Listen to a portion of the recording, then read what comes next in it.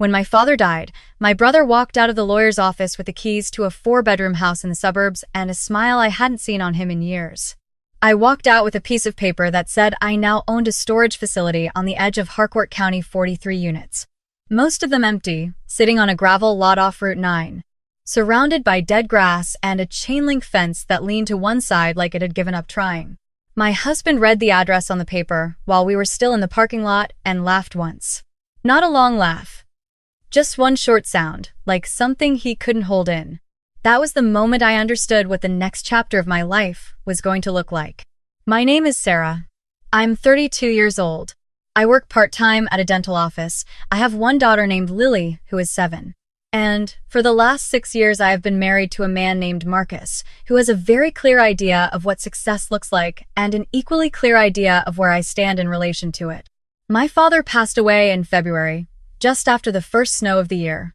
He was 68, and he went quickly a heart attack on a Tuesday morning while he was making coffee. My brother called me. I drove 4 hours. By the time I got there, the house already felt different, like something essential had been removed, and the walls hadn't adjusted yet. My father and I were close in the way that quiet people are close. We didn't talk every day. We didn't need to. When I visited, we would sit on his back porch and drink bad coffee and watch the yard, and that was enough. He never said much about the property he owned. I knew about the house. I knew he had some land somewhere out in Harcourt from when he was younger. I never thought much about it. The will reading was 3 weeks after the funeral. My brother drove in with his wife. Marcus drove in with me, and Lily stayed with my neighbor. The lawyer's office smelled like carpet cleaner and old paper. We sat in 2 chairs across from a desk.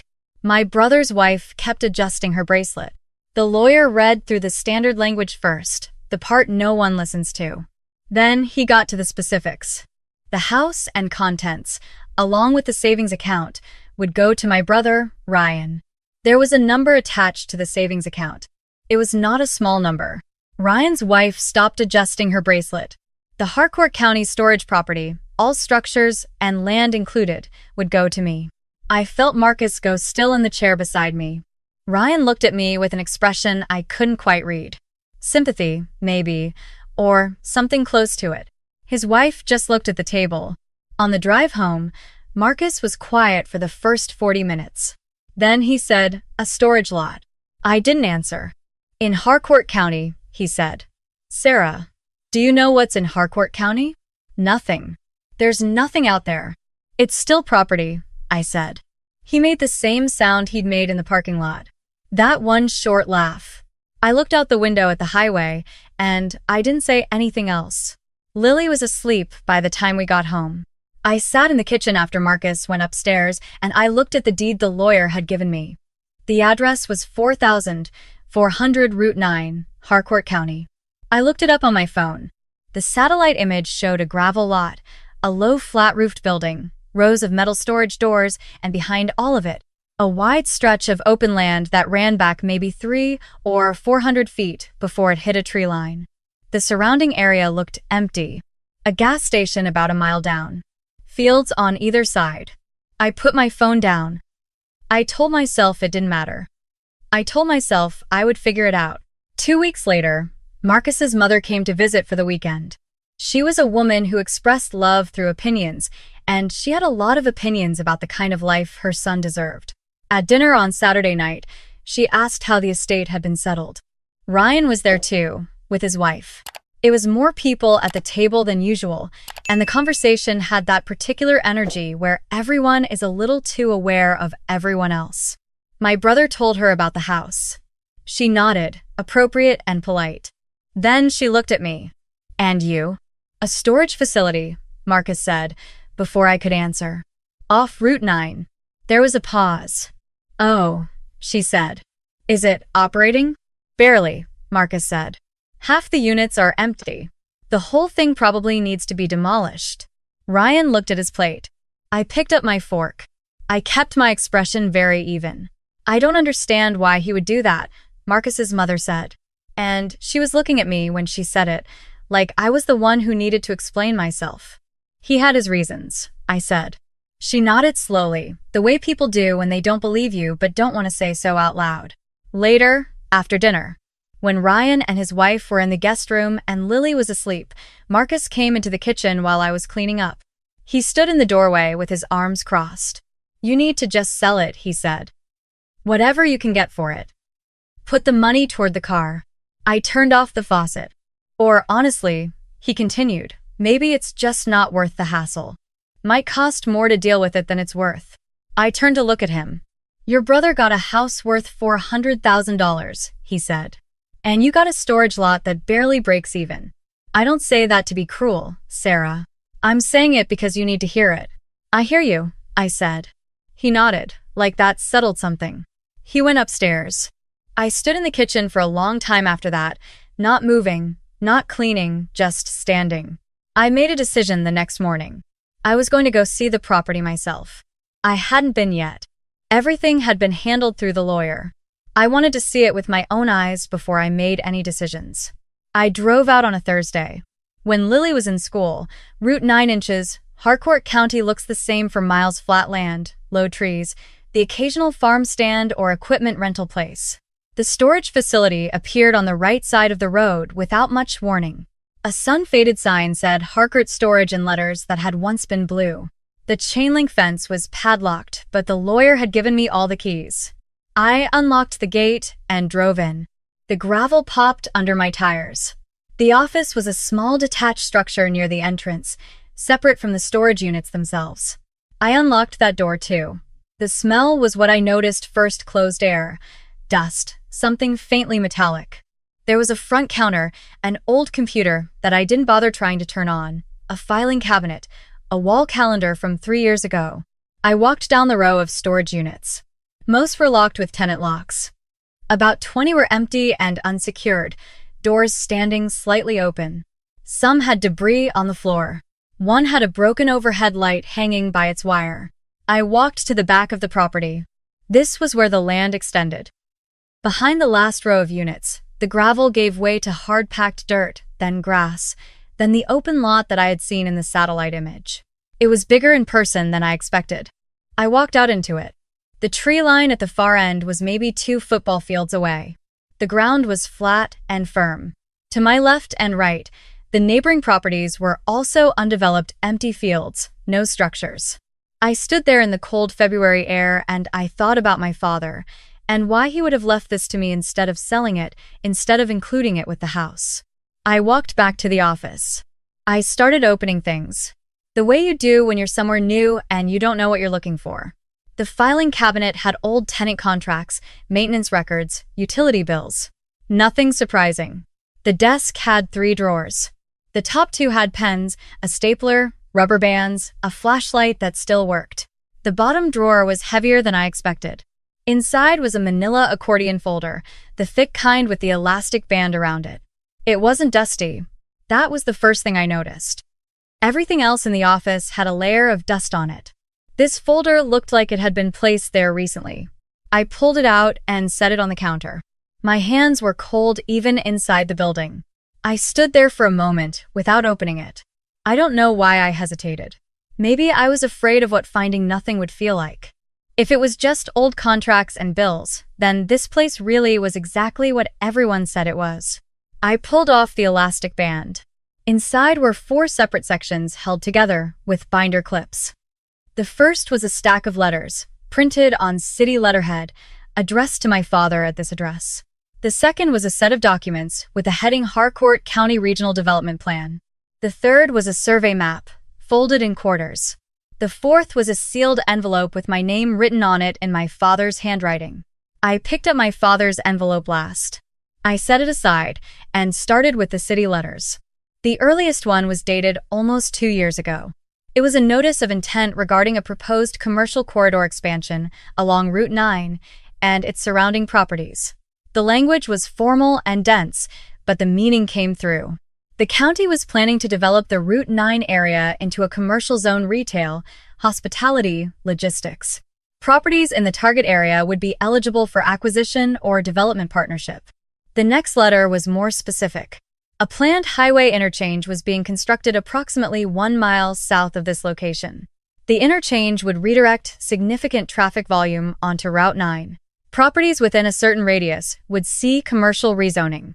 I unfolded the survey map. The storage facility and its land were outlined in red. Behind the property, where the open lot extended toward the tree line, a thick orange line cut straight through. I didn't know what it meant yet, but I kept reading. The Harcourt County Regional Development Plan documents explained it. The orange line was the planned access road for the new commercial corridor. Properties that sat adjacent to or intersecting with this road would have direct access to what the document called a high-traffic commercial node. The most recent letter was from a private development company called Meridian Group. It was dated 5 months ago, 3 months before my father died. It was an offer letter. They wanted to purchase the entire Route 9 parcel, including the land behind the storage units. For a number that made me set the paper down and pick it up again to make sure I had read it correctly. At the bottom of the letter, someone had written by hand, in my father's handwriting, declined. I sat down on the floor of the storage office, right there on the dusty linoleum, with the papers spread around me. The storage facility was almost irrelevant. The building itself was old, half-empty, not particularly profitable. But the land, specifically the wide-open lot behind it, which now sat directly adjacent to the planned access road for a major commercial development that was something else entirely. Restaurants, hotels, gas stations, retail chains. Everything that clusters around a new highway interchange. My father had known. He had watched these letters come in for 2 years, and he had declined every offer, and he had left the land to me. I finally opened his envelope. His handwriting was small and neat, the same way it had always been on birthday cards, on grocery lists he left on the counter when I visited. Sarah, it said. If you're reading this, then you found the folder, which means you went out to see the place yourself. I knew you would. You've always needed to understand things firsthand. I stopped and pressed my hand against my mouth. I know the will didn't look fair from the outside. Let people think what they want. Ryan needed security. That house is security. What I'm leaving you is different. It's not security. It's opportunity, but only if you're patient enough to wait for it. I could hear his voice so clearly. The county approved the final phase of the Route 9 corridor last fall. I've been declining offers for 2 years because the land is worth more every month than it was the month before. Don't sell in a panic. Don't let anyone talk you into anything fast. Find a real estate attorney before you talk to any developers. Understand what you have before you decide what to do with it. He had written one more paragraph. You are the one in this family who reads before she acts. You always have been. That's not nothing, Sarah. That's everything. I sat on the floor of that storage office for a long time. On the drive home, I didn't call Marcus. I didn't call Ryan. I drove with the radio off and thought about everything very carefully. That night, after Lily was in bed, Marcus was watching television in the living room. I sat in the kitchen and searched for real estate attorneys in the county. I made a list of 3. I texted the first one and asked about availability. She replied within an hour. She had an opening the following Tuesday. I did not tell Marcus I was going. The attorney's name was Patricia. Her office was the kind of organized that makes you trust someone immediately. She wore reading glasses and asked good questions, and when I explained the situation, the property, the development letters, my father's note, she didn't react with surprise. She just nodded and started writing. The first thing she told me was that inherited property is not marital property in this state, as long as it has been kept separate and not commingled with marital assets. Whatever this land was worth, it was mine. Marcus had no legal claim to it. I sat very still when she said that. The second thing she told me was that I should not discuss the value of the property with my spouse before consulting with a family attorney, especially if there was any chance the marriage was unstable. I looked at the window for a moment. Then I looked back at her. The marriage is unstable, I said. She nodded like she had already suspected as much. She gave me a referral. A family attorney in the same building, 1 floor up. I went upstairs and made an appointment for the following week. I want to be honest about this part because I've heard the criticism. Why did she wait? Why didn't she act faster? Why didn't she protect herself sooner? And the truth is, I needed a few weeks to understand what I was holding. I needed to know it was real before I could move on it. My father said read before you act. So, I read. I verified. I prepared. I called the Harcourt County Planning Office from the parking lot of a coffee shop while Lily was in school. A woman in the planning department confirmed that the Route 9 commercial corridor development had been fully approved. The highway interchange construction was scheduled to begin in 6 months. Rezoning of adjacent properties to commercial classification was expected to take effect within the year. Adjacent properties. My property. She also mentioned, without me asking, that several development groups had submitted interest inquiries for parcels along the planned access road. I thanked her and sat in my car for a while. Then I called the number from the Meridian Group letter. A man named Thomas answered. I told him my father had passed and that I was the new owner of the Route 9 parcel. There was a pause on his end, not long, just long enough. Then he said they were very much still interested and could I meet with him that week. We scheduled a meeting for Friday. I went home. I made dinner. I helped Lily with her homework. I watched Marcus eat and talk about his own work, a thing he did often, and I thought about what my father wrote. That's not nothing. That's everything. On Thursday evening, I sat down with my family attorney. We talked for 90 minutes. By the time I left, I had a clear picture of what a divorce filing would look like, what my assets were, and what I needed to do to protect them. The inherited land, my attorney confirmed, was entirely mine. As long as I didn't use marital funds to develop or improve it, which I hadn't, Marcus had no standing to claim any portion of it in a settlement. I signed the initial divorce paperwork that afternoon. I want to say that was a hard moment. In some ways, it was. 6 years is not nothing. But the truth is that something in me had already let go before I ever found that folder. The folder just clarified what I had been pretending not to see. Friday morning, I drove to Harcourt County to meet Thomas from Meridian Group. He arrived in a clean gray SUV with 2 other people, a woman with a clipboard and a man carrying a camera and measuring equipment. They didn't look at the storage units the way Marcus had described them, as junk, as a burden, as something to be dealt with. They walked the property like people who understood exactly what they were standing on. Thomas measured the back lot. He photographed the access points. He walked the perimeter. Then we went inside the office and sat at the counter, and he folded his hands and looked at me with the particular focus of someone who is trying to decide how eager to appear. The rezoning, he said, will make this one of 3 viable parcels along the entire access road with this kind of footage. I nodded. We're prepared to move forward with a formal offer today. He slid a folder across the counter. I opened it. I looked at the number. It was more than 4 times what my brother's house was worth. It was more than Marcus had earned in the entire time we had been married. It was not all cash. On signing, part of it was a revenue share in the development, which meant the number could grow substantially once the corridor opened. The initial payment alone was life-changing. I closed the folder.